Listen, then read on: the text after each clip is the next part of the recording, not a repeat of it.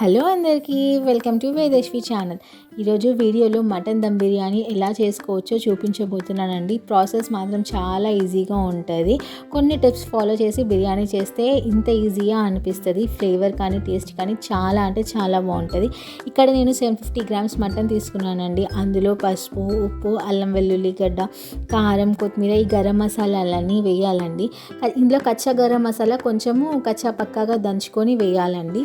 తర్వాత బాగా కలుపుకొని ఒక మినిమం 3 to 4 అవర్స్ ఫ్రిడ్జ్లో మ్యారినేషన్ పెట్టుకోవాలండి. బిర్యానీ వండే ముందు మనం మటన్లో 3 నుంచి 4-5 పచ్చిమిరపకాయలు, తర్వాత ఫ్రైడ్ ఆనియన్స్ వేయాలండి. ఫస్ట్ వేసి మ్యారినేట్ చేస్తే కొంచెం చేదు వస్తుంది.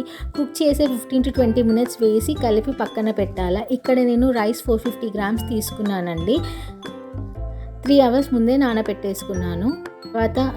తర్వాత మరుగుతున్న వాటర్లో గరం మసాలా వేసుకొని చూపించినట్టుగా వేసుకొని ఒక 30% కుక్ చేసుకోవాలండి. చూడండి, ఇక్కడ రైస్ అంతే కుక్ అయితే సరిపోతుంది ఇక్కడ నేను చూపించిన విధంగా. తర్వాత రైస్ని దమ్ పెట్టాలా.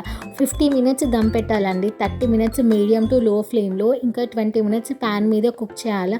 అంతే, చాలా ఈజీగా ఎంతో జ్యూసీగా మటన్ దమ్ బిర్యానీ రెడీ అయిపోతుందండి. నచ్చితే లైక్ చేయండి, షేర్ చేయండి అండ్